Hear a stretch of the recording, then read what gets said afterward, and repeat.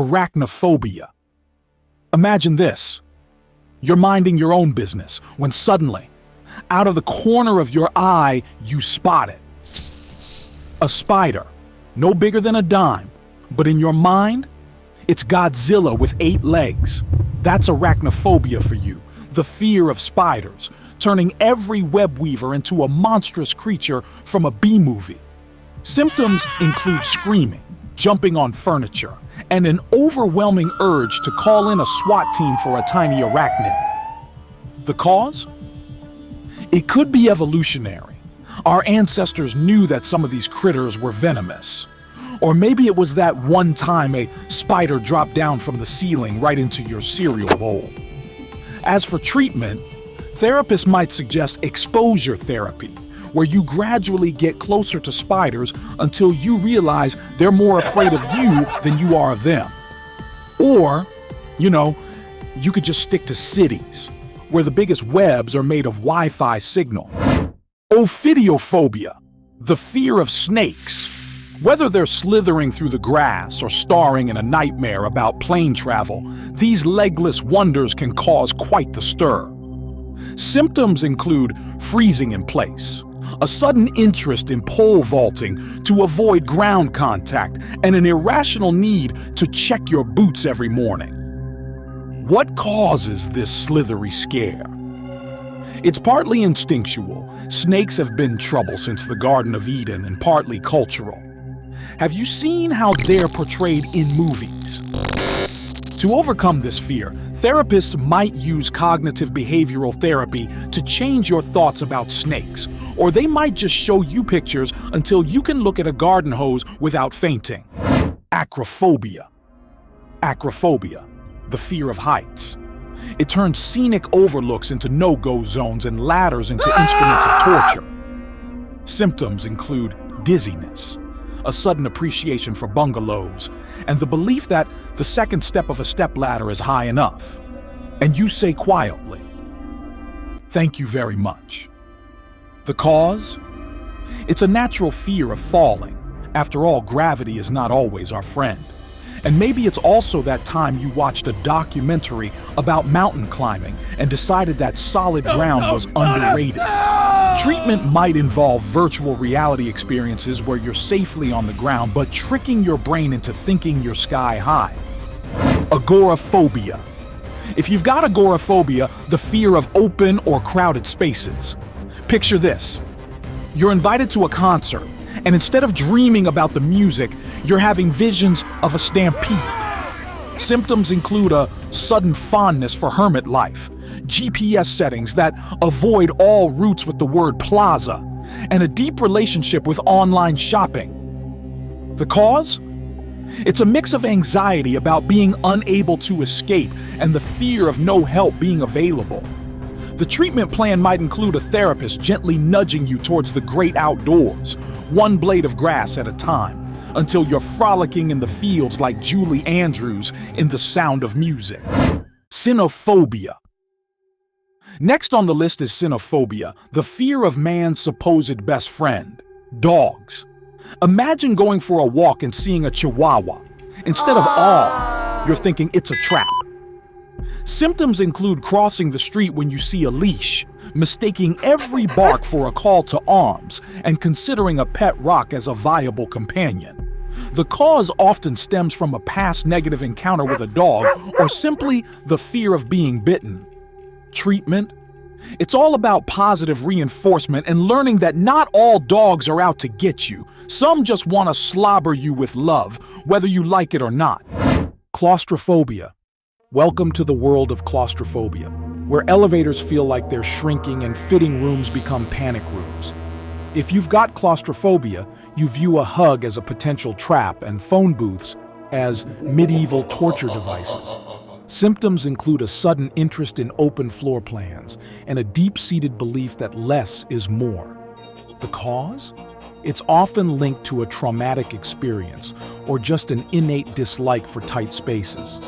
To treat this spatial skepticism, therapists might start you off in a roomy mansion and gradually work you down to a cozy closet, showing you that small spaces aren't out to get you, they're just misunderstood. Mysophobia. Mysophobia, the fear of germs, which turns every handshake into a game of microbial roulette and public restrooms into no-go zones. Symptoms include carrying hand sanitizer like it's a six-shooter in the Wild West and viewing doorknobs as portals to the petri dish dimension. The cause? It's often a blend of health concerns and a dash of overactive imagination. After all, those bacteria are having a microscopic party, and you're not invited. Treatment involves a therapist reassuring you that not all germs are party animals. Some are just chilling, minding their own business, and hey, a little exposure might just boost that immune system. Aerophobia. Aerophobia, the fear of flying, where every airplane is seen as a high-speed roller coaster at 30,000 feet. Symptoms include gripping the armrests like they're lifelines and eyeing the emergency exits with the intensity of a cat watching a laser pointer. The cause? It's a mix of fear of heights, enclosed spaces, and putting your fate in the hands of a pilot who, you hope, didn't oversleep.